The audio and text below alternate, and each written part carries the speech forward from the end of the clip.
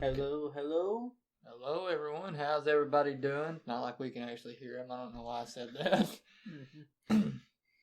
But anyway, welcome to the first episode of the podcast here. We are the League of Exceptionally Ordinary Gentlemen, which is kind of funny because if you need two people that are far from ordinary, here we are. It's ironic. But you know what? Screw it. We're here. I think her acronym is like LEOG? LEOG, yeah. Yeah, however you would pronounce that. LEOG. It's close enough to Lego, and Lego is great. We're not sponsored, by the way. But, close enough to, hey, these two things sound kind of similar, so they gotta be awesome. Which coincidence, I do have like some minor building blocks that this actually wasn't planned at all. I just have these. Happy little accidents. Bob Ross is with us in spirit. We are your hosts. I am Elihu Ackerman, and I'm here with the one and only Slash Master Oakley Fugit. We're located in eastern Kentucky. And how would you describe us? We're a couple of punks. But what don't we do? Like, seriously. I mean, it's wild. Actually, a story we could talk about today. Yesterday we went for like this shoot and then ended up not being able to shoot the person, and we still had an absolute blast. We just go places and find a way to have a blast. Just goof around like the most random things. The big thing is we make primarily horror content.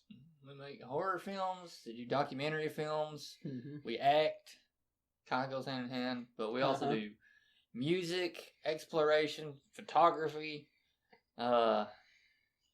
cosplay. Seriously, what don't we do? But we're like that,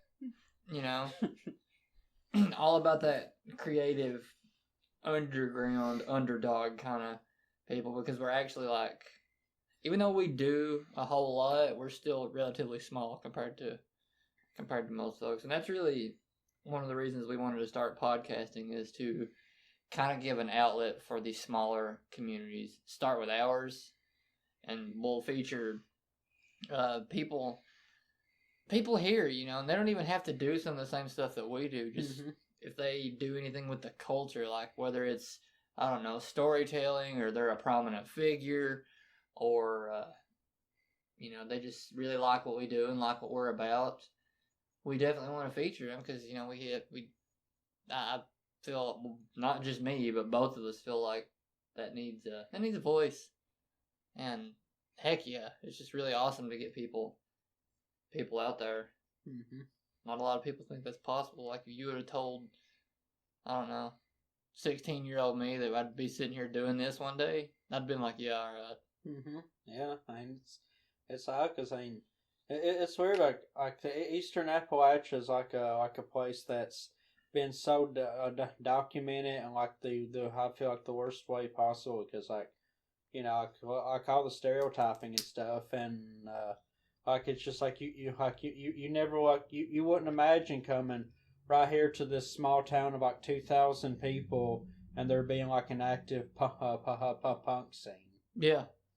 That was one thing that really surprised me about this area. Which, by the way, if I feel like I'm rambling, I feel like I do that a lot. Like, I know what I want to say in my head. Once I get into it, like, I just feel like I just keep going. But back whenever I first met Oakley, that was one of the things that really surprised me, was the documentation. Not only of this, like, the stereotypes of this region, but the local punk scene and the creative people that are around that otherwise I would have never known was here. That's cool. Oh yeah, I mean, like this program we did that taught us the basics of documentary film making. Like the fact that not only can you come to this place, work here, but then it's like, oh yeah, like about 8 p.m. Saturday at the very same place, there's like a punk show happening. Yeah. And you show up there, and it's filled like with people, and you get those, and then there are some times when it's just like 8 or 10 people, and like it's wild. Like you come there like with it being that small, and it's still like the energy is just like out of this world. Yeah. Either way, it's not. Neither of them are really indistinguishable from each other. like you said, the energy is there, and you meet some of the coolest people you'll ever meet. Mm-hmm. I think that's killer. Just some of the conversations that you could have, and making some friends that you would have never pictured yourself being friends with, but here you are. Yeah, and you might even end up like in my case, and I don't know if we'll tell the story this house. I know like, you end up meeting people that you listen to their music for years, and they end up just being in your movie by pure chance. Yeah. And even in us doing what we do, we have met some like really prominent people. Like I also would have never thought that. So yeah, this podcast though, it's mainly just going to be about us talking, more of a talk show, about like the punk scene and stuff here, creative people, and just, people that really like what we do, that are into their own neat stuff and want to share that. Which occasionally, I'm not gonna lie, we're big horror fans, as we've said. Mm-hmm. We will occasionally traipse into mainstream culture with talking about like a new horror movie or maybe even a new album or something like that. But yeah, for the most part, this one's gonna be kind of one for the underdogs. Mm-hmm. Yeah, no, because I feel like the underground like, always needs like these sources because I'd say you find out you meet this guy who knows his buddy who listened to this band that his friend saw live and picked up their CD for like $5, and then before you know it, they got just like a small following. Yeah, that's what we're all about, bringing people together and supporting that. And I'm thankful. I'm really thankful for like everything that we do. Like, and, it's fun. And at the risk of really dating myself, as somebody who graduated a high school class obsessed with like Nicki Minaj, Meghan Trainor, all that, I was glad to be someone who listens to Dog Glaring Lobsters. Same. Same, absolutely. And what's funny is like you have a lot of people that are into that kind of music, which I'm not really one to shame anybody based on their music taste, because my music taste is all over. Mm-hmm. But primarily punk, metal, rock, all that kind of stuff. But those people that are like, oh my god, you gotta listen to this popular music. You'll see him outside wearing like some, I don't know, rock t-shirt or something. Like, hey, I didn't know you were a fan, and you find out they don't know what it is. And it's like a big slap in your face because they made fun of you for listening to it, and then here they are wearing it, and they don't know what. What? Get out of here! Give me that shirt. Oh, you're a Green Day fan. Name one song of theirs besides Master of Puppets. Yeah, right. And I feel like those people, like if you were to ask them that, they would sit and think about it, and they would probably say something like, "Well, Master of Puppets is my favorite," and you just kind of sit there like, "Gotcha." Yeah, they're good, but the Johnny Cash version of Master of Puppets will always be superb. Oh, yeah, right. Absolutely, Johnny Cash is always great. Actually, speaking of Green Day, this is very random. Like, search Green Day, Phineas and Ferb, and it turns out if you pitch shift any of their earlier songs up, it sounds just like Phineas from Phineas and Ferb singing it. Explore a whole new cult of music. I kind of want to try that now. I'll play some as soon as we're done recording. Okay, yeah, we can't get copyright struck because we're just starting out. Don't sue us. That would be a very, very sudden and anticlimactic end of the podcast. Get copyright struck out of existence. Hey guys, we're the League of Exceptionally Ordinary Gentlemen. I'm sorry, but we're here to deliver some bad news to you. Well, all right then. We made it one episode in. I really I get like some minor anxiety when people start playing music from my phone because like I kid you not, I went from Like it went from Megadeth to Waylon Jennings to Biggie Smalls, and like my friend like was driving, like they just like pause and they're like, "What is with you?" And I'm like, "I don't know." There went Shuttle. Double block piece. See, Lego, if you would have sponsored me, this never would have happened. This is on you. This is a big shot in the dark, but wouldn't it be funny if we get sponsors, like, as this goes on?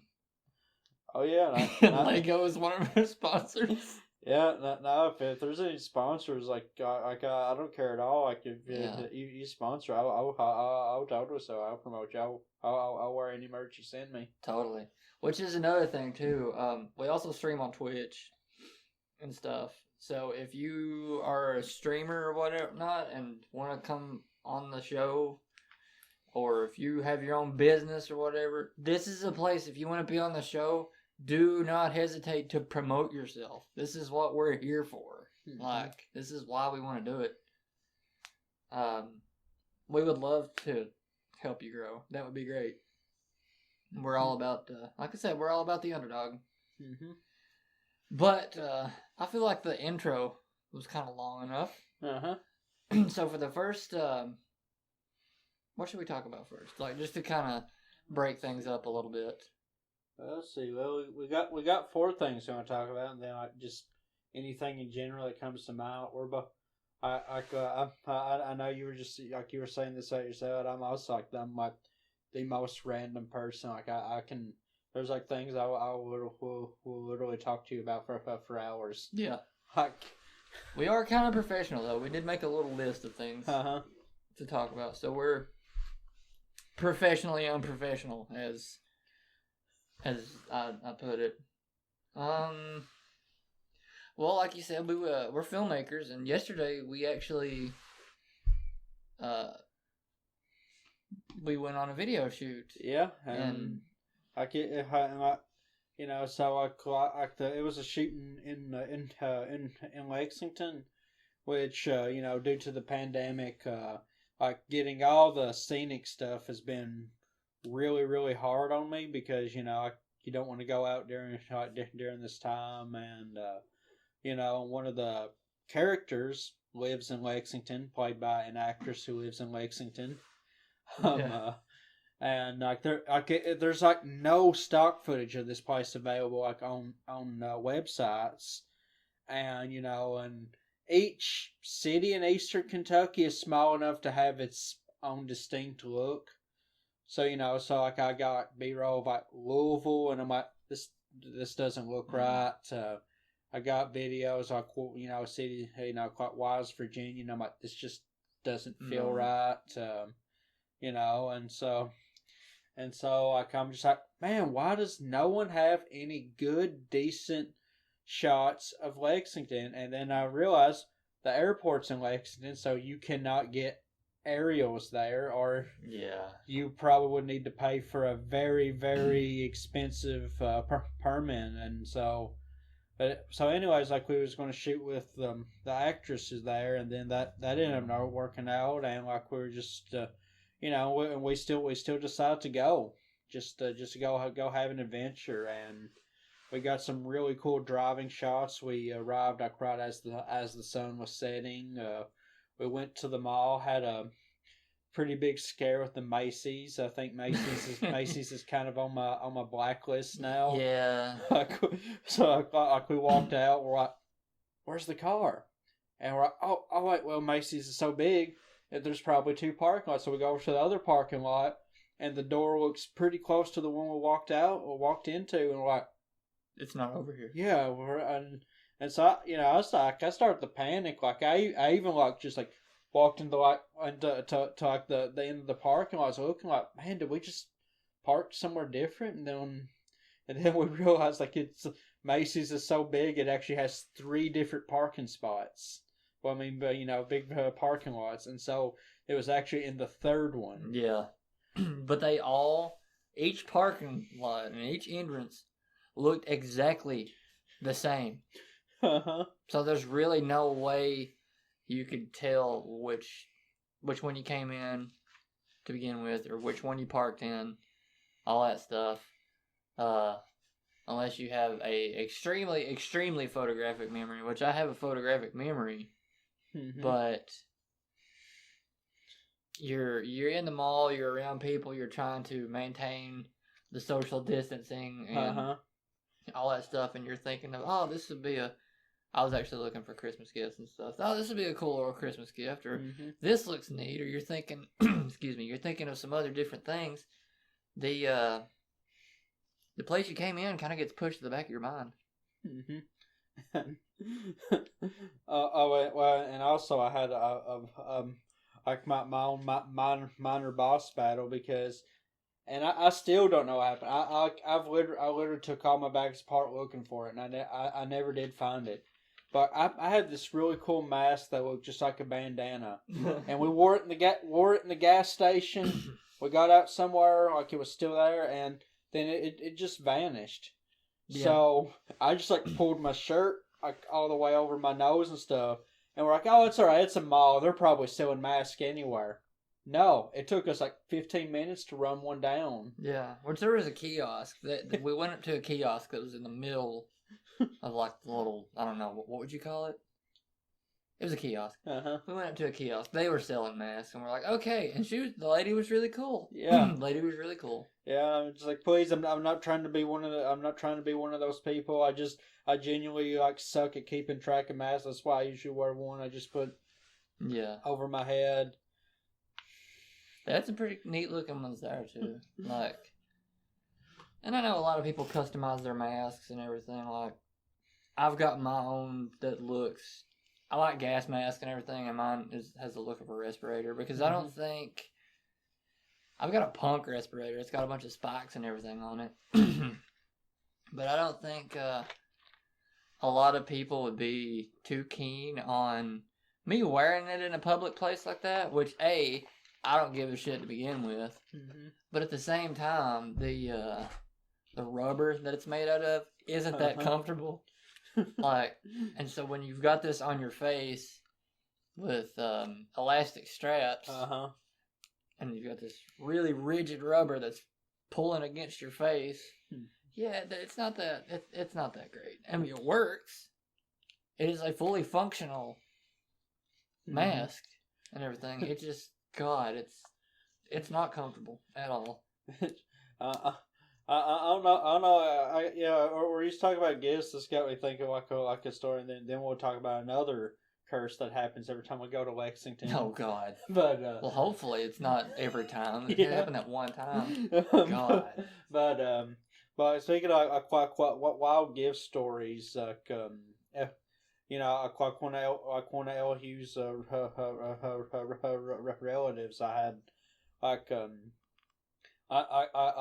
she likes Dr. Pepper, and so like about I think 3 years ago maybe. That sounds about right. Yeah, 3 years ago for her birthday, I got her some Dr. Pepper cotton candy, and my nephew ended up eating it like a day before we all hung out, and I was like, oh no! And so I ended up just buying this like regular one from the gas station. So, but I was like, someday, and so like 2 years later. Before the pandemic, I saw some more at the local food city, and it's like, oh yeah, and so I get this, and so I get like three bags, and I'm like, it's good, and so I can just sit some place for like a month, and then like I have the nephews over, and then the younger brother, he ends up eating all of them, and I'm like, no, and. But it's like then the next time we hung out, we was going to go to Pikeville. I was like, wait, let's go to Food City because I need to get this. This is now my mission. Did we go to Pikeville or did we go to Lexington that day? We went to Pikeville that day. Okay, yeah, I remember that now. Okay, yeah. And so we go there and we go to the thing and we're like, oh no, it's sold out. And we asked like one of the workers, and he's like, I'd be over this place, and takes us to this place, and it wouldn't. And so we were about to give up hope. And I saw it in the distance sitting at like one of those stands. And I walked up to it and I took every single bag from that. He did. I think it ended up being like 7 or 8. Like I just took them all because I was like the the world took this cotton candy from me, and now I'm going to take the cotton candy from the world. You ought to seen her face whenever I finally gave it to her, because it sat. Excuse me, it sat at my house for maybe a month and a half, which thankfully this stuff has a pretty good shelf life. But a month or two goes by, and she finally comes to the house, comes to visit, and she sees it. Like, oh man, I'm like, oh yeah, Oakley got that for you. Yeah, finally, 2 years later, I accomplished my mission. Yeah. And it looks weird whenever you eat it. Oh yeah, it's actually like I honestly think with like some red food colour stuff that would make some like good looking gore. Yeah, absolutely.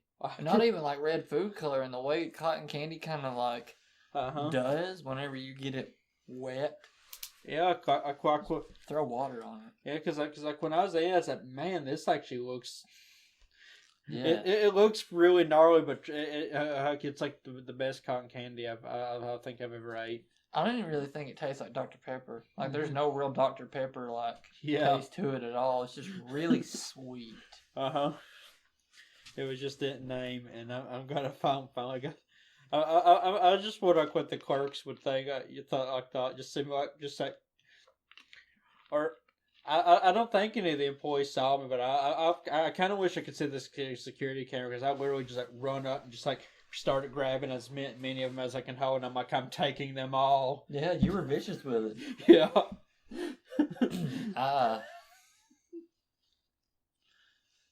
I wonder if they would eventually have to like ration certain things, like no more than this many of whatever for any given person. I don't know.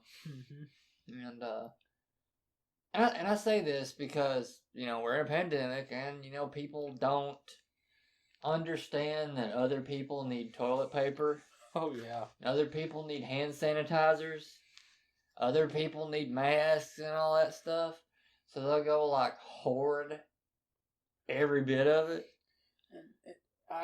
And it happened like in March, and everyone's like, "Oh my God, remember like how crazy that was? Good thing that never happened again." And then when the surges happened last month, it happened again. Yeah. Like I literally had just like bought a roll of toilet paper like a week before that, and like it was like dead full. I mean like 3 or 4 stacks all across the aisle. Like I think I was the only one who bought toilet paper at that time. Yeah.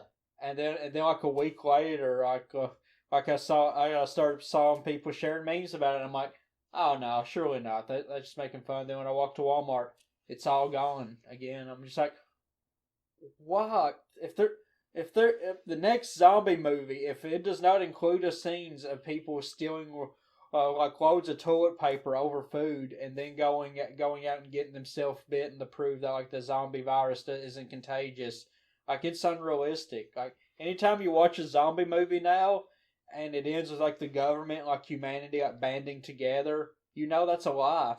Yeah. Well, hey, we're filmmakers. Let's do it. Let's make it. Somebody's listening to this. They're gonna steal our idea, which is fine as long as somebody makes it. I don't care. Oh yeah, in watching this podcast, like any of our rambles, please make this into ideas, because we just come with like some of the funniest stuff. If you want us to act in your movies, we will totally act in your movie as well. Or if you want us to, like, I don't know, voice act or something, we'll do that.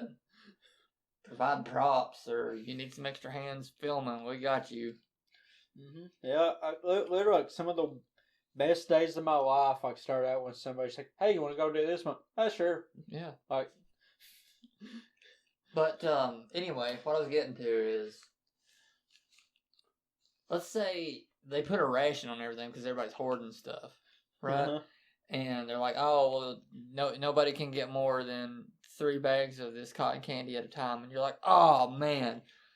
So you go out to your vehicle, and I don't know, you put on like a fake mustache or something, Uh-huh. and then go back in, and you're like, "Hello, I am." Hello, my name is Folkley Uget. A man you have never met before. Please give me some more cotton candy.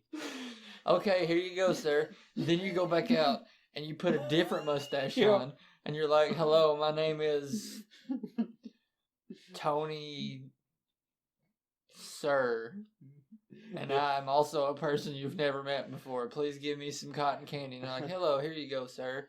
Thank you." And then you go on and put like, I don't know, a wig on. Yeah, let's see. Looking at brands. My name is Arby's Dew, a man you have also never met before. I would like to receive. That's great. But yeah, I could. That would be great if that would happen. Yeah. Like, I hope it doesn't. For everyone's sake, I hope it doesn't, because God, my fiance, she's actually had COVID 3 times, where she's immunocompromised and she's really susceptible to diseases and stuff. So for people like her and for everyone, I just hope that that this does end really soon. Which be smart, be safe, put your mask on. Yeah. Leave hand sanitizer for other people. Be nice. Which Grant, I mean, this was not hoarding. I don't know how like so many people are so worried about me that I've got 5 things of hand sanitizer at my house right now. I've got one, and it's lasted us such a long time, because what we do is like anytime we need to sanitize something, squirt of hand sanitizer, wash your hands with it. Well, not wash your hands with it, but sanitize your hands. And we've kept it forever. I don't bath in the stuff. And there's even like this local guy who like bought his own bottles and made his own. And I can't help but laugh because he picked the exact same bottles that's like gas station that Dragon to tea they sell. Yeah. And I got a bottle right here. Like it looks just like the stuff. Oh my God! Like. Eventually, okay, you can't see this, but eventually one of the things that we're going to do is we want to incorporate video into this podcast as well.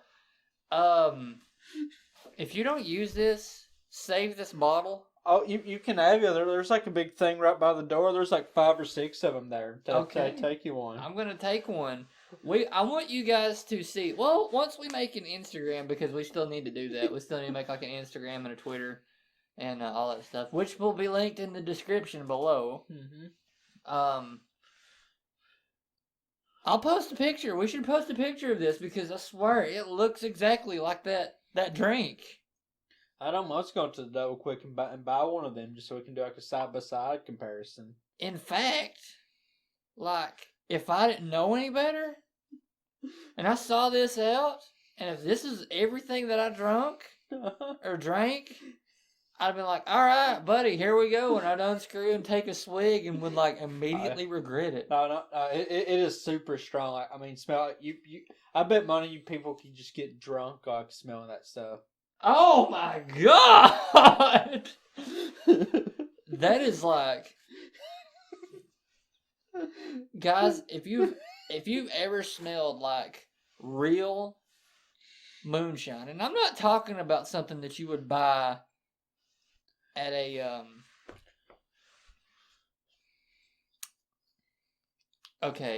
not something that you would buy at a alcohol store, wine and spirits place. I'm talking like something.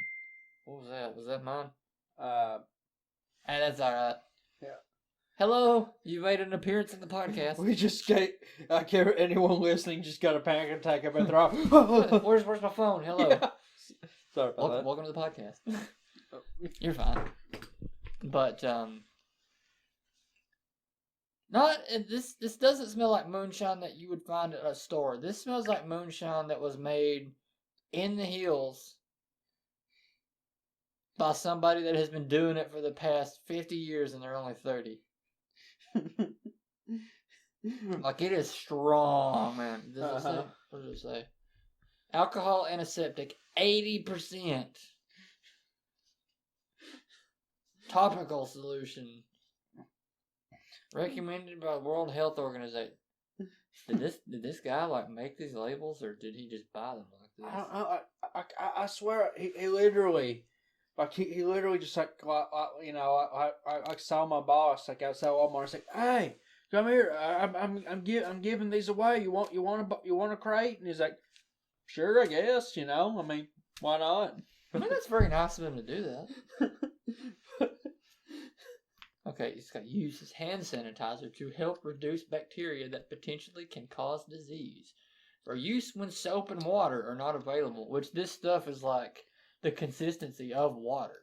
So I'm guessing this is just pure alcohol. Well, it is pure alcohol. Warnings, for external use only. Flammable. Keep away from heat or flame. So, okay, if you drink this, you will die. Yeah. Do not use in children less than 2 months of age? Do not use in. I swear to God, it says do not use in children. Oh, wow. All right, your kid won't stop crying. All right, here we go. Well, there goes our monetization. Yes. We're not monetized anyway, but you know what? Fuck it. Wait, let's 2 to 4. Yeah. In children less than 2 months of age or on open skin wounds. Oh, okay, so not 2 months. So as soon as you turn 3, he's getting a mouthful. There you go. That's his new bottle, everybody. When using this product, keep out of eyes, ears, and mouth. In case of contact with eyes, rinse, RINCE, eyes thoroughly with water. I want to make a bet. I'm betting $5 that that's not like actually CDC approved. Yeah. Stop use and ask a doctor if irritation or rash occurs. These may be signs of a serious condition. Hello, ARH. You're gonna die. I'm sorry. Yeah, my 3-month-old wouldn't stop crying, so I just put that in his bottle. Now he's not making any noise. Is he okay? Sir. Keep out of reach of children. If swallowed, get medical help or contact a poison control center right away. So, okay, there's at least a little bit of self-aware. Directions. Place enough product on hands. I'm having a hard time reading this because this is very small writing. Place enough product on hands to cover all surfaces. Rub hands together until dry. Supervise children under 6 years of age when using this product to avoid swallowing. Alright, so as soon as he turns 7, we're taking little Timmy out. About, Timmy, you're time to be a man. And instead of a pint of vodka, we just hand him that. Yeah, here we go. Other information. Store between 15 to 30 degrees Celsius and or 59 to 86 degrees Fahrenheit. Avoid freezing and excessive heat above 40 degrees Celsius or 104 degrees Fahrenheit. Inactive ingredients. Purified water, USP. I don't know what that means. Glycerin and hydrogen peroxide. What does this other say? What else does it say on it? Produced by... I don't know if I should say this. Yeah, we might get him mad at us. Yeah, we might. Yeah. And we're both way over 3 months old, so he'll make us chug it until we stop complaining. Yeah, and I don't really feel like doing that. I've sworn off alcohol. That seems to be all this is. Yeah. So, yeah. But yeah, no, I just something like I've kept my, and I've shown that to people. Like actually, one of my friends likes that tea, and I literally was like, here, I got this for you. They're like, oh wow, thank you. And they just they just like held, like smiled, and like about 2 minutes later, they was like, wait, what is this? And I was like, oh, did you think it was tea? Ha ha ha. I knew I recognized this bottle from another place because this like bottle shape is the same kind of tea my fiance loves. Oh God. So, I mean, like, I'm not saying anything about her by this, but if I get one of these, I'm super gluing this lid shut just because I don't want to chance it. Yeah. I don't want to chance it at all. Like I said, I'm not saying anything about her. She's a very smart, very bright woman. But I'm also the same kind of person that, like, I'll be painting something, and I'll have, like, my drink, and then the paint water, and I'll put my paintbrush in my drink, and then we'll immediately try to take a drink of the paint water, and I'm like, wait a minute. I dare just send a picture of that back. I don't know why you like this tea. It tastes disgusting. Oh, God. But yeah, you could easily get tripped up on stuff like that. Could you imagine? Like, I would have been upset if I would have taken a drink of something and it wasn't my drink, or if I would have taken a drink of my drink and realized there's a paintbrush in it, and it suddenly tasted like athlete's foot. And it's kind of then there's people that's like, can't you smell it? Like actually like a relative of mine who was like in a car crash. He can't smell at all. I can't. And it's wild. Like, I mean, he was like showing that like he can, as long as he don't get in his eyes, he can like smell pepper spray. Does not phase him. Like, and I was like, man, that's like a superpower. And he's like, yeah, you call it a superpower until like one night at 3 a.m. you wake up, go over, grab your milk jug, and take a big chug out of it. And it's been expired for 2 months. Oh my God. And I was like, "Yo," I was like, all right, you have a superpower and a kryptonite at the same time. Yeah. Which this, like, dude, you don't even have to be close to smell it. Like, you just barely like whiff it, and you're like, "Aye!" This will put hair on your nuts. Like, it's bad. But anyway, enough about questionable, hand sanitizer. And so I mean, like we have all this stuff written down. Then I just saw that when so I was like, oh yeah, I got this here. Hey, that's fine. It was an entertaining conversation. There's probably somebody still watching this thinking, haha, that's kind of funny. We hope to see you again in future episodes. This episode's not over, by the way, so stay tuned. Oh yeah, we've touched on one of the 4. Yeah. So back to good old Lexington. There's one. Same actress. She's actually in a documentary I made about women's mental health because, like, and again, all mental health, like all that stuff's important. But like Appalachia, like it's, unfortunately, it's famous for a bunch of a bunch of very questionable stuff. But like, you can watch documentaries about like the strong coal miners, the protest, the Battle of Blair Mountain, which the U.S. military actually bombed its own citizens. Like it's crazy stuff. But like other than like an Oscar-winning documentary, Harlan County, USA, you don't hear about like the women of the mountains, who I would bet is just, I would argue even tougher, because not only do they have to deal with all the stuff living here, but also they raise like a whole bunch of kids, Yeah. And so anyways, I wanted to do a documentary on like women's mental health. So we interview her like in Lexington, and so our usual way there is we go through Hazard and this place called Jackson, which, on a side note, that's actually one of my early childhood memories, was my dad going there to buy a 4-wheeler, because there's like a really cool Honda store there, and anyway, so that's like, I'm sure Jackson's like a pretty big place, and it's got a bunch of some cool stuff, but the only place I can think of is the Honda store. but anyway, so we go through there, and then we go to Lexington. It's about 2.5 hours, maybe about 2.5, 3 hours. Yeah. And so anyways, we do that, and we get done shooting with her at about 10 at night, and we're like, man, that was a pretty good shoot. And so we punch, and so we use that by Apple Maps, and we punch in Jackson, and so we're going down this road, and we're like, huh.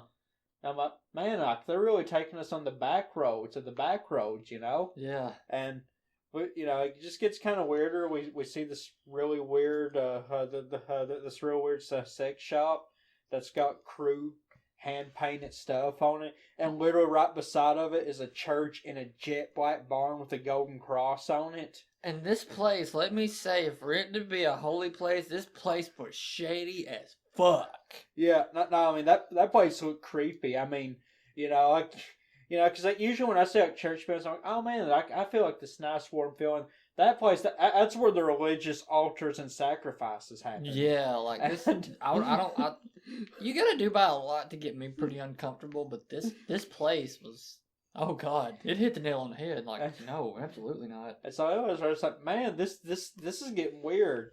Uh-huh. And so, but we still drive, and then, and they were like, man, are we getting close to Jackson? And we're like, it still says we're like an hour away.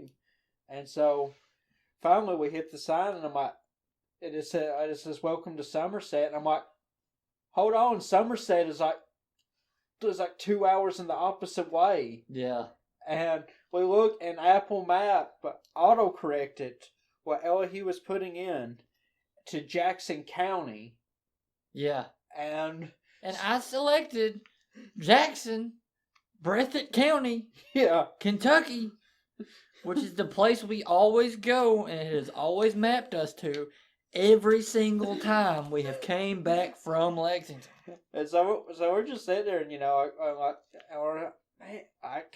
and so I think for like a good 15 minutes I didn't say anything, and like you start making this volley, like it's like it took us like a good 20-25 minutes to process, just like what happened. And so you made the same, just like just ranting, and I'm just like processing like what just happened, and so finally we get on the right way, and I start dozing off, and I just I kept dozing off, just like blur, wait, like literally hours can just pass away. I could what seems like seconds, and so I'm just like, we're almost to Hazard. And I'm like, blue lights. And so what happened was we got pulled over, and so the cops talking to LEOG, and you can tell like what he said. Yeah, like after he talked to him, we like he just kind of like he kind of had to put his hand on me, shove me a bit to wake me up. I'm like, oh hey, and I'm like, oh hey, and he's like, are you all right? I'm like, yeah, man, I'm just tired. And he was like, what's your name? And this was November, and I'm somebody right now. I've literally got a vest, and a jacket on. I love wearing multiple things, having thousands of pockets. And so I'm still reaching. I'm like, oh God, where's my ID? And I just like start frantically, like, oh God, where's my ID?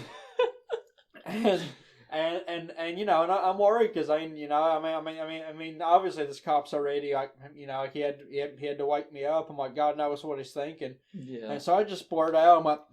I'm like, my name is Oakley Price Few. I was born October 15th, 1993 at Wattsburg, ARH at estimated 6 p.m. And I gave him like my home address, my social security number. You did. And I just like blurted it all out. He's like, I believe you. Yeah. And then literally like as soon as he walked away, 2 minutes later, I found my billfold. I'm like, oh great. So what had happened was on our way back from Somerset, we think we're on the right way, but it redirects us again. And I don't want to say where for reasons I'll get to in a second. But when the cop pulled us over, and I mean, I'm not faulting the cop by any means. He's a really cool dude. Yeah, he really cool dude. Above and beyond. Yeah, doing his job. And if you're one of those police officers, thank you for your service. First of all, if you're listening to this, thank you.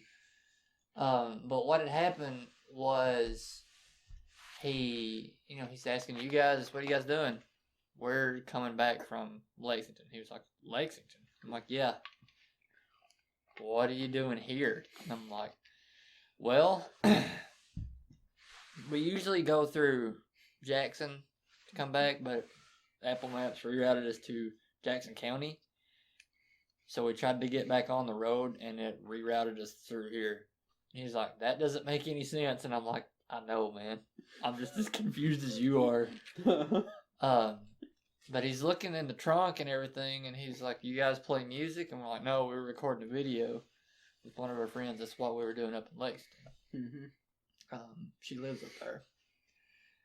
And after a while, he let me know. He was like, well, I'm going to be honest with you guys. The reason I pulled you over is because this area is a place where people traffic drugs through. So Yeah. that's why I just want you to be aware. This is why I stopped you guys. And I'm like, oh, no, man, you're fine. No, we have no drugs. You can look through everything. Which I'm all kind of glad he didn't, because we had like prop guns and stuff with us too. Yeah. That look real enough to get us shot. Yeah. It's something like if you pick the one we had up and look at the bottom, it's got like the thing where you can put the CO2 tank in it. But I mean, at first glance, you're like, whoa, now. Yeah, I mean, especially because it's like 3 a.m. Like that was like the last thing he ever wanted. Like I feel like he was already having a day. Yeah, shadiness increased to 100%. You know, hey, yeah, man, we're not doing drugs or anything, but we do have like this gun in the car. You know.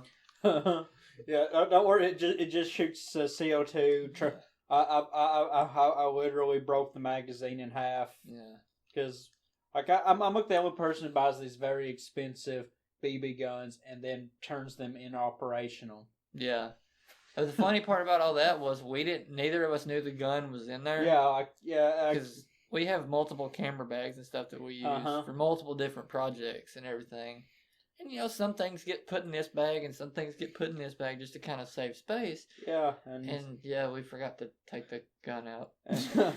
Yeah, this is like our first interview after like one of our projects we'll talk about here in a minute called Hermarsha. Mm-hmm. And, you know, it's actually filming your death scene, like one of the last days of shooting. Like it was like that same camera bag, and that's like the gun. And so we just put it there, and we're just like, okay, you know, and forgot all about it until like 6 months later. We're like, let's go to Lexington. Yeah. But yeah, he just said, all right, you guys be careful though, and you know, be safe when you travels. Wished us well and everything. I wished him well, thanked him for his service and everything. But still, it was just like, so it's our meme to this day. Fuck Somerset. I have nothing against Somerset. No. You know, I've actually got like relatives from there, and I mean they're just. No. It's just like, you know, we would drove it 2 hours out of the way, and it's like, oh man. By the way, if anybody watching this is from Somerset, don't take it personally.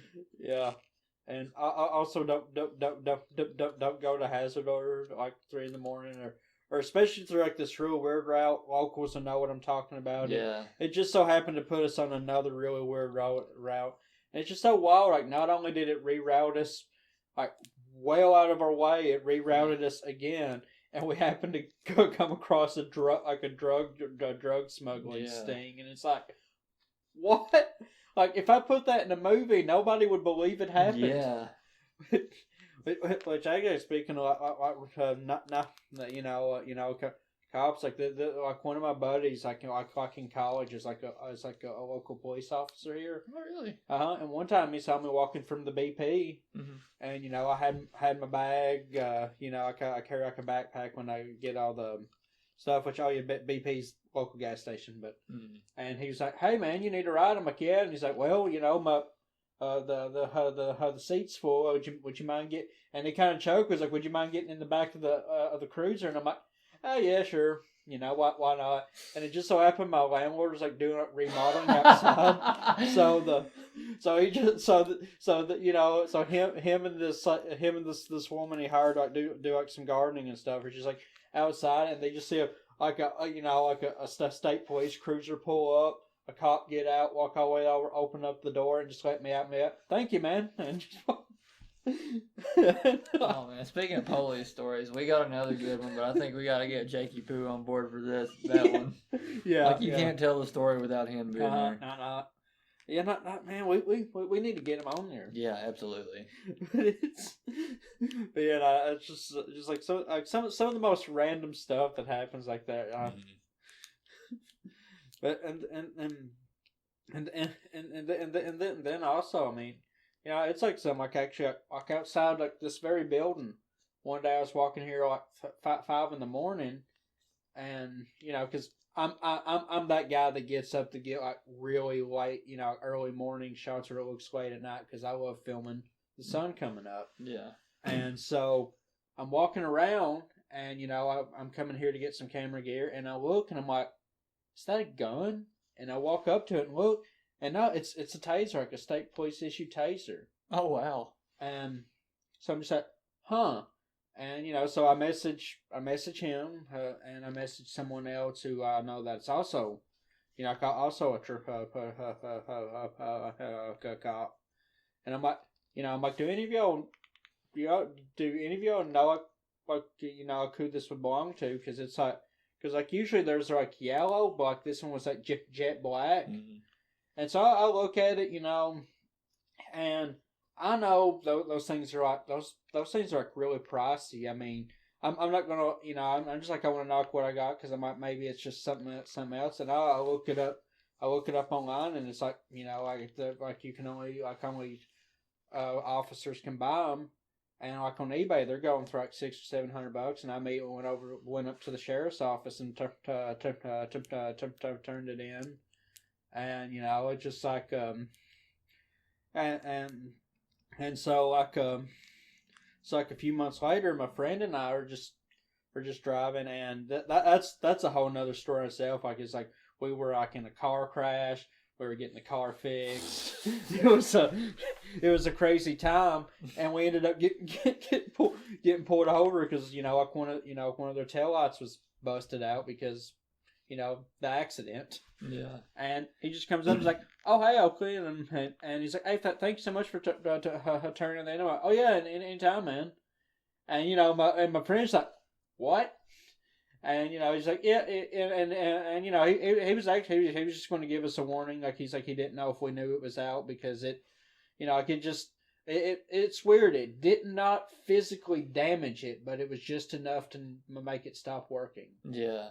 And so, but yes, it's just sometimes, and I don't mean, I'm sure like 99% of people would keep something like that. But I'm somebody I'd like to go turn it in because I'm like, I hope if somebody found something in mine that cost that much, they would also go turn it in. Definitely. I feel like we should make movies about our lives. Like, I tell people stories all the time, and they're like, "You should upload these to YouTube." Which, yeah, I guess we're kind of doing now. Uh-huh. So there's your wish. And I mean, there's like some there's like some crazy ones, which I guess teasers for future podcast episodes. There was like, a game of Monopoly that turned into like a literal, I should say stun gun battle. Like the one, so like you have to stick to somebody because like tasers shoot the prongs out, and I've never been rich enough to buy them, and they're like $400, and it's like $40 for 2 cartridges. Yeah, that's pretty pricey, know. So anyway, but I do have a stun guns, props, a stun baton. Mm-hmm. So yeah, game of Monopoly turned into like a big stun gun fight, and literally the funniest thing, like I tell the story, and they're like, "Oh, that's just Eastern Kentucky's getting drunk, going crazy." I'm like, "No, we will." Everyone in that video is dead sober, and they're like, "Wait, what?" Yeah. Which I've never been drunk. I've never been high.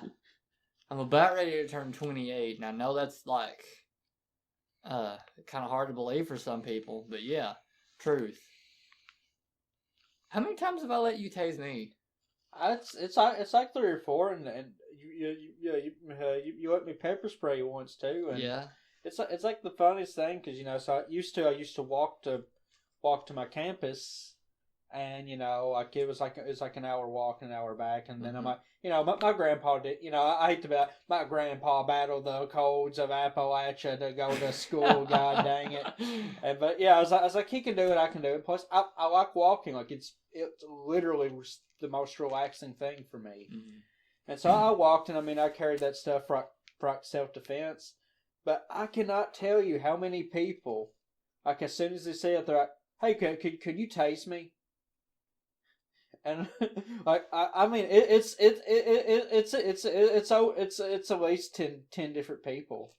And like there's like a video, like this poor girl, like and I'm like, why do you want me to do this? Like I want to know what it feels like. And I'm like, Oh. so I'm like, okay, so so I'm just like kind of sticky in the hand because I don't want to I don't want to shock you anywhere that's going to hurt too bad. And she's like, yeah, sure, and I mean. And maybe the hand's not the best place. I don't know. I mean, I never really looked up like where's the best place to shock somebody at, But anyway, so there's like a video of me sticking it to her, and Joe's like, "Oh, it hurts," and I'm like, "Yeah, I would be kind of surprised if it didn't." Yeah, I'll tell you what. Anybody who's curious, I'll let Oakley tase me again once we get a video component in on this podcast. Uh-huh. But yeah, I've been like stun gunned. I've actually been tased. I've been shot with a beanbag, pepper sprayed, and none of it was from law enforcement. Like every bit of it was from like my friends. Like, hey man, you bored? Yeah, and it went from there. Yeah. There's quite a few videos of you tasing me. Uh-huh. One of which, the funny thing about one was one of my friends. She was in school, and it was like she just had a really bad day and was like, I don't know if I have the motivation to get out of bed and all that stuff. And I'm like, tell you what, I'm here with the Slash Master. If you get out of bed and do what you need to do, I will let him tase me. And true to my word, yeah, I'll let you tase me. And people ask me like, I've never volunteered to get it because I mean, I don't want to get shocked, but I actually did end up juicing myself really, really hard. Yeah. Because, I do like a lot of, I don't want to call it engineering. It's literally just ripping things apart. Mm-hmm. And there's these props that are like these, it's like the stun gun that's like knuckles, you can wrap, put around your knuckles. And so I made a prop one. Mm-hmm. And, so, that way like in the movie, we can actually have it put up to someone. And I'm like, I don't want there to be any chance of someone shocking him. So I'm just like, you know what? I'll take him apart and I will, Oh, no. Yeah, you can already tell where this is going. Yeah. And so these things don't have a name, no brand. I just about did it. Oh my God.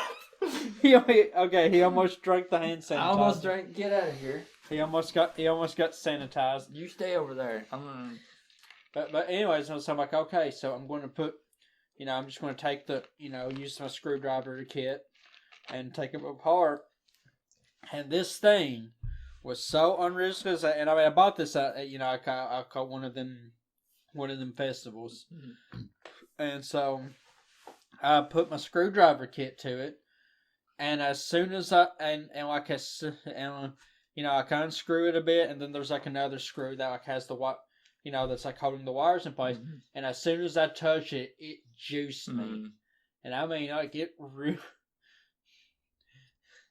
It traveled through, like the current traveled through the screwdriver. Yeah. Ooh. No. So and I did get myself, and it did not feel pleasant. But the battle ended with me ripping the wires out. Now I've got a prop one. Yeah. If anybody wants to know what it feels like to get tased, not great. But if it's like the stun gun kind of taser, you can recover from it. Relatively quick. Oh yeah. Actually, one of my friends, like one of the most. I guarantee, and I'm not saying, like I'm pretty sure we're at decent. Both of us are at decent hand to hand. Like we could, we might be able to fly around beat somebody, but like I bet money that like this guy could just like beat both of us one handed. Mm-hmm. I mean he is strong enough. I'm not a small boy by any means. He can grab me by the back of the neck and lift me off the ground one arm. He is that buff. And so, anyways, actually what ended up making me not carry these anymore, like during my college days, was I had one on me, And I mean, I even like went all the way and got that okay by campus security, and they were even just like, yeah, you can carry that. I mean, thank you for asking, but they just were kind of baffled. But anyhow, I was showing it. And he's like, is that one of them from from Mountain Heritage, which is the name of the local carnival that comes here once a year. And I'm like, yeah. And he's like, that thing actually ain't that effective. And I'm like, it says like 10 million volts. And he's like, go ahead, I'll let you stick me right in the chest. And so I stick into it, and it was like half a second of him reacting. Then all of a sudden, he was able to grab my arm and like pull it out of my hands. And I'm like, oh, okay. Yeah, so it's most like an intimidation, and like I mean that noise is intimidating. God. It's mostly about drawing attention, but do not actually think you can like actually use that to knock somebody out or fight. Which part we say we act and everything. It's past Halloween. We volunteer at a haunted house. And so we scare act. So if you guys ever find yourself at Mountain Mayhem. Once they start doing some more events, there's a good chance you'll see us. Oh yeah. But you had your taser, your flashlight taser. Yeah. And that sound, I have seen like grown men, like, I'd scare them into you and all that other stuff. You can get a little bit of reaction, but as soon as you hit that taser, oh shit, these people did shit. Yeah, I think. Like. I mean, yeah, and that's. And I can use it was actually a prop from one of my very first horror movies, and it's actually got this nice thing you put over top the actual stun gun component, so you won't accidentally shock yourself, but it still makes the noise, and that noise is just so. I mean, it's just like reflex. You can't help but jump at it. There's even people, didn't they say there's people that are like, that'll go there and be like, they got me! They got me with that taser! And you won't even be near them. Yeah. But I guess it's just like the idea of you being close to it and it going off. You really think that we got you, but there's no way we could have. Well, I literally, like, the closest I ever got the thing near someone was like 6 feet away. Like, there was like no way. But like, it's just that noise, like it's But yeah, I actually bring back like one of the killers like from my original, from like one of my other horror films, The Fallen Souls, which is a film I would love to do like a good like a follow up to, because like it had a lot of themes that like I really didn't get to explore too much that I would love to. Yeah. And like that, but basically that whole movie was about like a town that was like forever wrapped around like one horrific tragedy, and about somebody coming back and like imitating the original killer's MO, and it was like a battle for like the town's soul, and I mean that sounds good. I didn't do it near as cool as I just made it sound, but that was like the idea of it. But speaking of your films, aside from anybody who is watching this that is a filmmaker and would like us to like participate, if you would like to participate in our films, we'd love to have you. Oh yeah, I can. I can always get like local music, local voice actors. I actually just uploaded a thing to my secondary YouTube channel today. 3 Kentucky originals and a Metallica cover, which is like. Has 3 songs from a film soundtrack, and one of the vocalists doing a Metallica cover. Yeah, and we would really love to have you if you guys thought to be a part of it. But speaking of your films, you also said you were remastering Hamartia. Yeah, nice. Yeah, so but basically Hamartia's been like one. It's like. Right now, I think it's definitely the number 1 film I think I've ever made, and I did. It's something that I could really have like a group of friends, LEOG.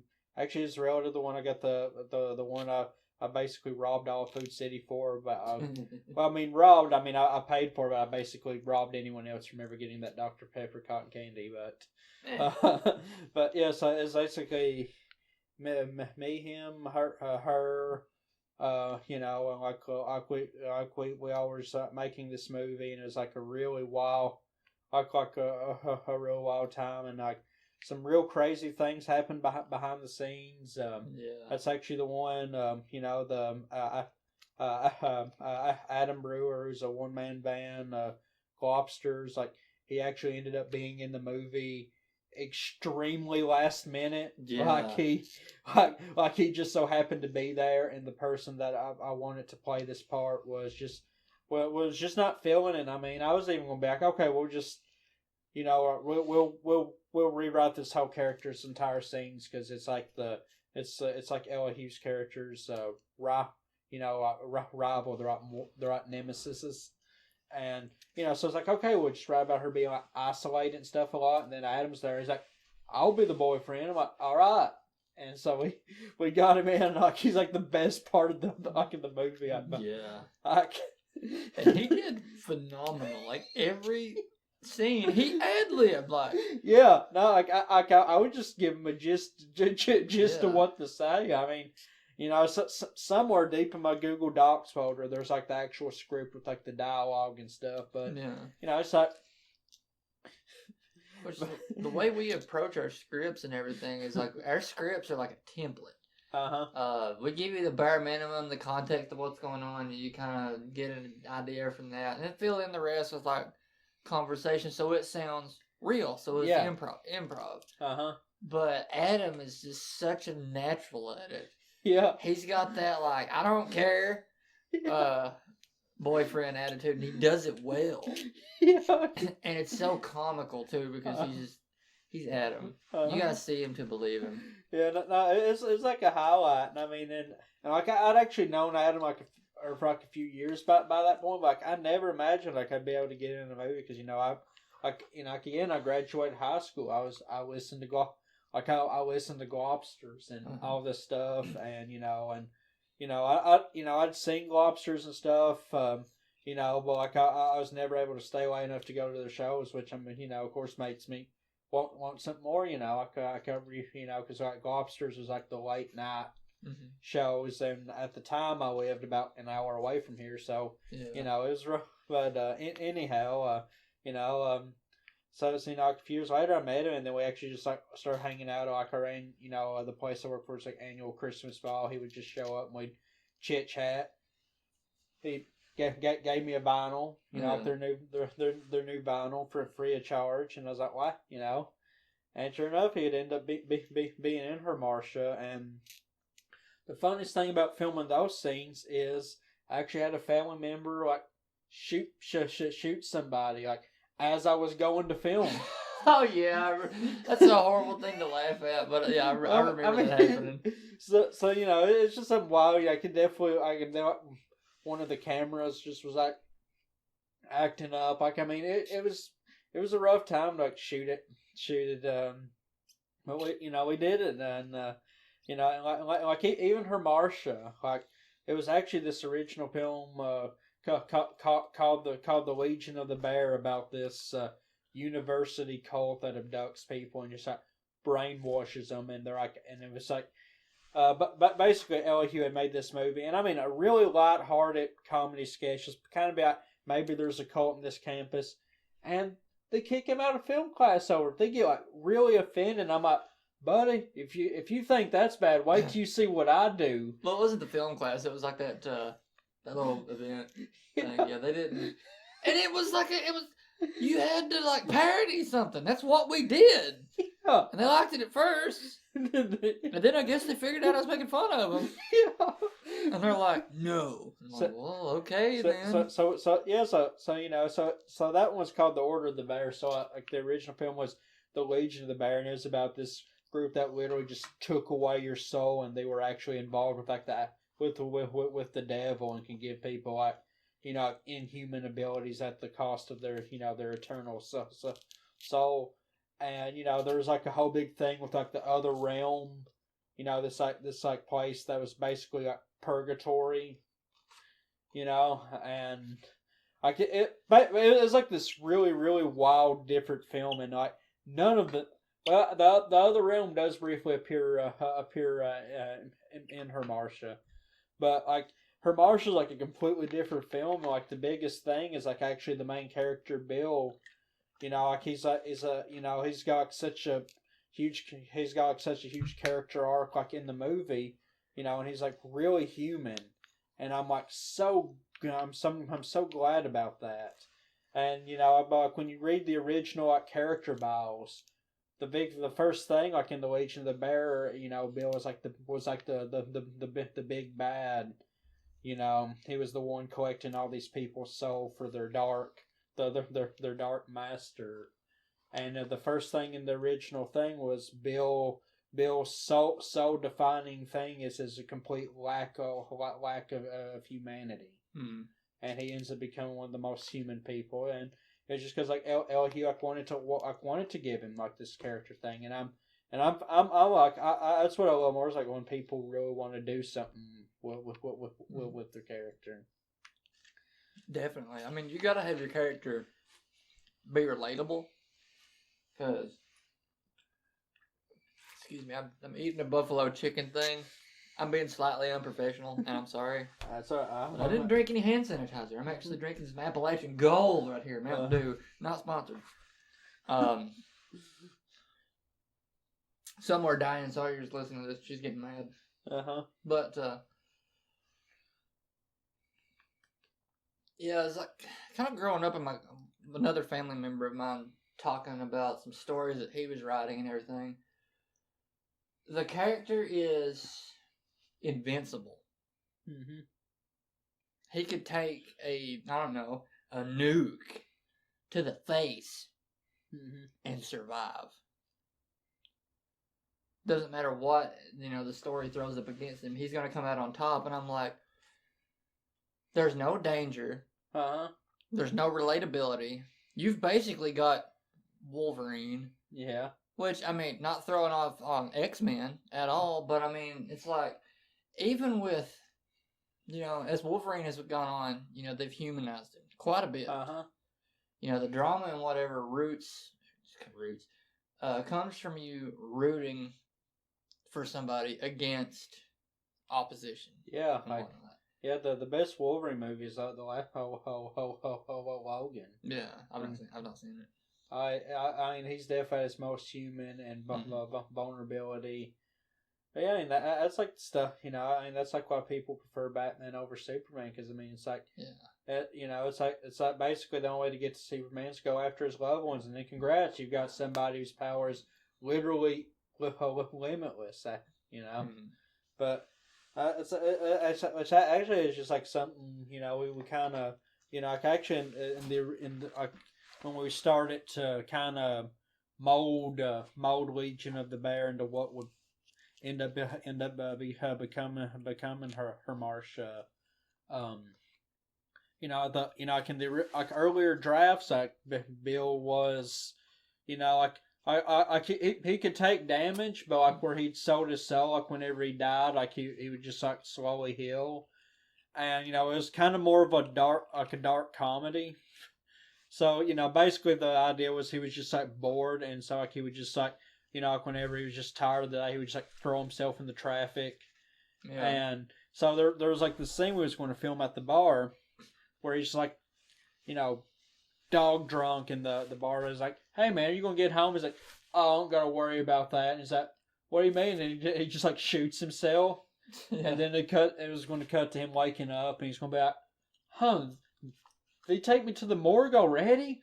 Huh, that's odd. And then he realized like they didn't even call the cops. They just threw him in the dumpster.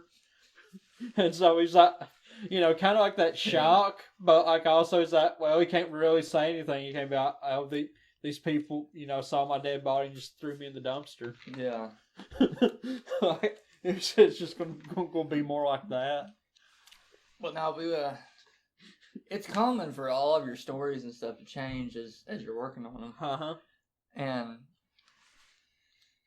somewhere along the lines we were talking about it, and we're like, let's make Bill more human. And in a way, it kind of reminded me of The Devil's Rejects. Love Rob Zombie as a director. You've got these characters that are absolutely horrible people. Oh yeah. That you're trying to present in a likable way, which, let's be honest, it's the Firefly family.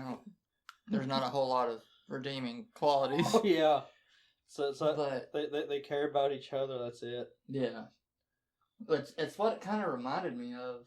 And so, whenever you'd approach me with that, and you're like, okay, just make it your own, I'm like, okay. And then, that's when we had, like, the more centralized story, and it started to come full circle, and we're like, okay, this is it. And I think it turned out great. I think it turned out really great. Oh, yeah. I had a lot of fun making it. And, so that's like the first film I really learned to do color grading and stuff, which is kind of the point of the remaster. Like, it came out like 2018. Yeah. And since then, I've actually taken, like, classes and stuff on, like, how to, like, color grade properly. So I've been just doing this, like, slow remaster. I'm reworking the sound because there are parts it is a bit a bit too loud. Just really kind of ironing out that. We saved a dog one day too. Yeah. Like we were talking about funny stuff happening behind the scenes. Well, this isn't funny. It's heartwarming. What were we doing? You're showing this friend of yours, like, there's like this local water tower that's been in a bunch of movies. It's like the local murder house. Yeah.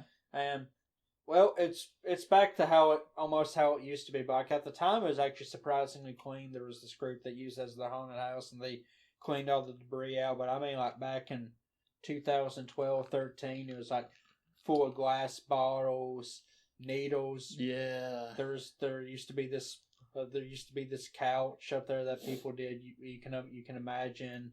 And but anyways, we was just showing her that because now you could walk through it. It was like relatively clean, smooth to walk through. But it's and I mean don't get me wrong. When I say clean, I don't mean like you're not imagining a clean place. I mean it was still this very dirty building that had been closed down since the 50s, covered in asbestos, all this. I mean, nasty dirt, and leaves, and clothes. Yeah, panties and bras all over the place. Yeah, and So not it wasn't a crystal clean, but anyway, we was showing her it, and we kind of just start hearing this whine like every 2 or 3 minutes, right? Yeah, and then it was like a bark, and we're like, oh, there's a dog around somewhere. And we looked, and actually, like in one of the holes they built, because like there's like this big circular tower thing, this big like giant bowl, where it used to be a water plant, and there's like this hole in front of it. There was a dog there. Yeah. And like it was like barely on the top of the pipe, because like it had been raining, and so it was like water, and so we kind of freak out because also is that Destiny, who's one of the actresses, like she was going to be here in an hour. We were just killing time to meet her, which is kind of like how we do like a lot of stuff, But anyhow, so I'm just like, I'm like, okay, I'm like, I'll message Destiny. I'll tell her to wait like about an hour. We'll go to Walmart. We'll get the slider.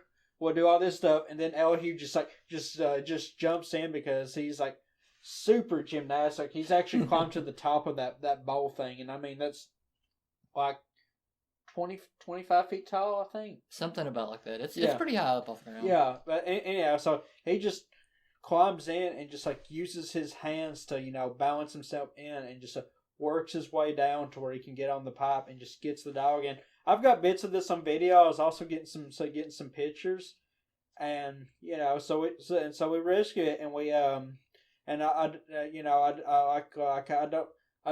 don't want to get into personal details, for the girl, but basically the dog had just followed her on its own accord and fell in, and it had been missing for about 2 weeks, but like immediately when I took pictures of it, it was like, does anyone know this dog? Like she found it. And I mean, that was like such a heartwarming thing when she came in and found it. And I mean, it was like she was crying, you were crying, I was crying. Destiny got there like 2 minutes before she showed up, and then Destiny was like tearing up, right, man. But it's just so wild, like all that happened because we just wanted to goof off and just go up to a place we usually go to. Yeah. That's one of my favorite memories, making that movie. And you feel really, really good. And I've got the pictures saved of of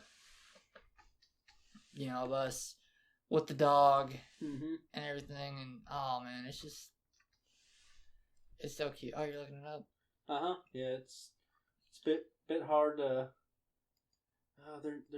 Their new search thing's a bit weird, and I do post about dogs a lot, so it's going to be a bit. Oh yeah, here. Yeah, here it is. Yeah, this is the post. God, look at its little face. And it's licking me, and it's like, oh, hers so pretty. Yeah, I mean, I'm so glad we went up there, and update dogs owner's been found, and it's just a wild time. I wonder how she's doing. In all honesty, she was a really good dog. She was a really good dog. I've always been a huge dog hunter. I got this this corgi with like big satellite ears named Jake. I love it to death. Animals are just great. Yeah, as like one of our adventures, we just went up there because like my dad was like at the hospital at times, so Jake was by himself, so we just went up there and gave Jake like a big day to himself. Yeah. Man, 2018, that's 2 years ago. Time flies. Oh yeah. Speaking of time flying, I think I speak for everyone when I say this. Fuck 2020. Oh yeah. Good riddance. I'm glad you're out of here. It's 2021. I feel good. And it's been like a really, really rough year, and I try to find positive, and one of it is working on this new film, Invisible Scars, because like because I am a master of planning and scheduling events. We had I think it was going to be March the 13th, or it's like 13th, 23rd.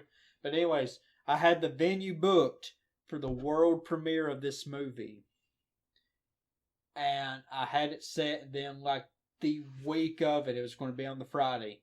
That's when the pandemic first hit, and like a big college near here shut down completely. And we was like,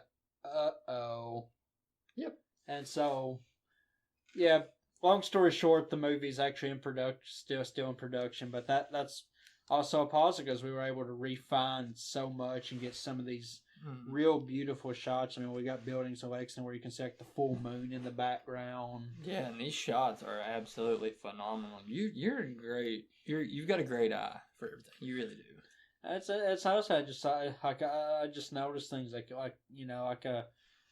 basically like everywhere I notice, like I look at things, when I notice things are kind of different, I just take video of them, man. Of course, anytime you notice these big wild clouds, get your cloud shot, but also get shots of familiar buildings and stuff too. Like you take advantage of the of these unique lightings.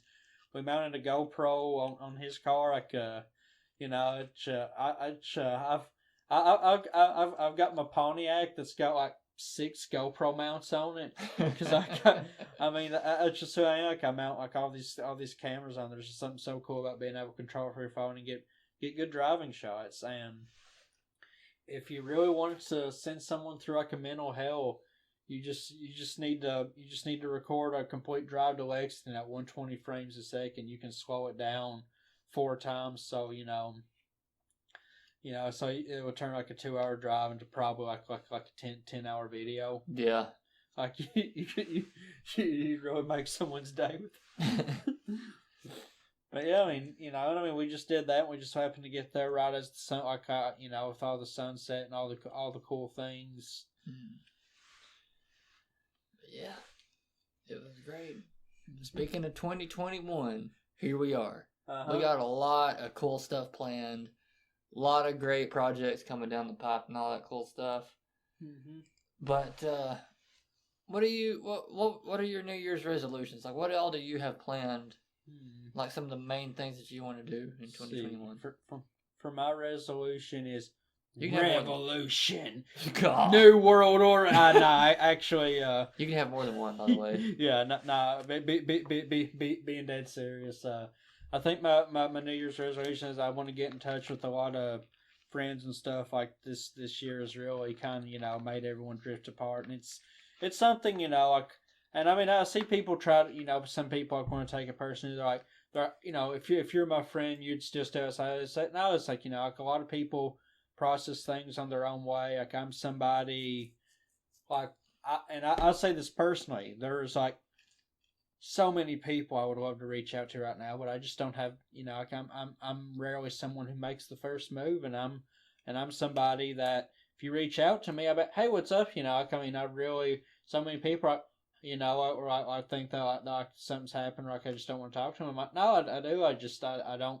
Like I really, like I'm someone who really has difficulty understanding social cues, and there are times that I just want to just take time to myself, and that's like nothing against anyone. And so, but anyways, I want to reconnect with all these people. Definitely get into like doing these more artistic photo shoots. I really miss shooting portraits of people. I've got all these cool new lights and stuff that I've just been building up because like I want to do some stuff, and just really connect with people. We've got two very interesting films in the work. I'm not sure which one we're going to start production on first, but either one's going to be absolutely amazing. And just hopefully things will get better, and we'll get the the vaccine coming out, and like I won't have to worry because like I've been really worried about this pandemic because not only do I have like parents who would be susceptible to it, family, but I have asthma. Like it would be really really bad if I got this, and I'm always kind of a paranoid person. And it sucks because like a lot of it's like during allergy season, so I'd wake up and like have a sore throat. About oh no, yeah. And I think I'm up to 6 tests now, and it also doesn't help that like literally my medical file it's like has very sensitive eyes and nose, so those tests are not the most pleasant experience. There's actually one time I clenched like the handbar of the car. Like when the nurse was coming up, she's like, "Oh, sweetie, it ain't that bad." I'm like, "No, you don't understand. Last time I got a test, reflexively, I almost hit the person in the face, without meaning to. Just I could just again, you just have like a real sensitive nose." Yeah. I don't know what test I'm up to. I'm up to quite a few, just because there's my immune system. The way my immune system works, I don't want to divulge too much because of, like, I guess I don't know, HIPAA. Mm-hmm. And then also, well, it's not HIPAA because I'm the one. Anyway, my immune system, like, I will be asymptomatic. So, yeah, I get tested very often. And it's not the most pleasant thing, but at the same time, I would rather know. Yeah. I'm always someone like so safety in mind. But definitely reconnecting with people, shooting more, just really trying to enjoy the years more, and because like I really want to connect because I think like the worst thing about like about all 2020 is like the pandemic hit like right when I was like first starting to come back out of like my shell, because like the making of my latest film had been like a really really rough time, and I just kind of dropped off the face of the earth for like a lot of people, and I was like really just getting back up and back into working on these things. Yeah, I feel that. What would your resolution be? Well, for one, get married. That's been in the works since that's been in the works for a while. My fiance and I, we were actually going to get married on Halloween this past year. We weren't able to do that. And then it was like, we might be able to do it before Christmas. So then we would still be the nightmare before Christmas. Yeah. Because we're just nauseatingly cute like that. We weren't able to do that. So hopefully we can be able to get married soon. So there's that. I would love to do more with this podcast. Absolutely. I would love to do more creative things because I feel like that was one of the harder things for me in this past year. With 2020 was hard on everybody, man, and in between, keeping track of your own mental health and just the health of well-being and yourself and your family and all that stuff. It took a bit to really get back to yourself, so I haven't done as much. Streaming on Twitch really kind of lit the fire in me on getting back to it. And then too, there was just a lot of things that happened the year before that I disappeared for a while, and I'm glad to be back, but you need to take that break. Now that break's over, I can't wait to just start doing more videos. I would love to do music again. Get back into painting. Just the whole 9 yards, man. I would love to just allow more time to explore things like that. Yeah, I'm excited. It's actually just behind this monitor right now. I've been doing like a lot of night photography, and because I figured you and your fiance could be like a more lowly lit, dark, spooky wedding. So like I bought this whole new walk around camera setup that takes like amazing low light photos, and that's been my go to like walk around thing. I've did some really good photos like Christmas night with like the like after the snowstorm hit here. But yeah, I've just been getting that ready, and I mean that's like the whole thing about for is just to get some really good pictures of the wedding. And I mean I'm also a total camera geek and love love gear, just being able to walk around and get great shots with. And that's a great setup too. It's a really great setup. I remember I just got off work one night. I was getting ready to go home and pass you. I'm like, hey man, what are you doing? And I trying out this camera and I'm like, you need a ride? And I rode around with you and just watched you test it and everything. And man, it looks phenomenal. Camera looks great. Yeah, like it's like a pretty good setup, like especially for like under $1,000, which I know a lot of people say, like, oh my god, $1,000, but trust me, you can really start getting stupidly expensive, and it's like something, like I've seen people who do, people who have like really, really nice professional $4,000 plus setups. Like, man, how do you get those photos? Yeah. It does. It amazes people, like the price of certain things. And like you said, $1,000 may be steep for some people, but trust us on this. Like $1,000 for that kind of photo, for that kind of setup. I don't know, man. It's hard to argue with that. It's real hard to argue with that. A lot of people are like, they get so worried, and I will say this: like if you want to get photos, just get what you have and go out and shoot. I mean, I actually my first real photography setup was like this old Nikon D3300, and I mean to this day, like those are like some of those pictures I take with that were like the most my most liked, most commented. People still brag. Like I think like 3 weeks into her Marsha, so this would have been around February of 2018. I think so. Yeah. Anyway, I gave you that Nikon. You did. With like the zoom and the prime lens. So I haven't had this camera in over over 2 years now. People are still like, man, this picture's amazing. I'm like, yep, And you know, they use that. They're like, man, like I can tell you got that. That's you know, you're using your new fancy set. I'm like, actually no, good old Nikon and a real cheap prime lens. Yep. And it works, man. It absolutely works.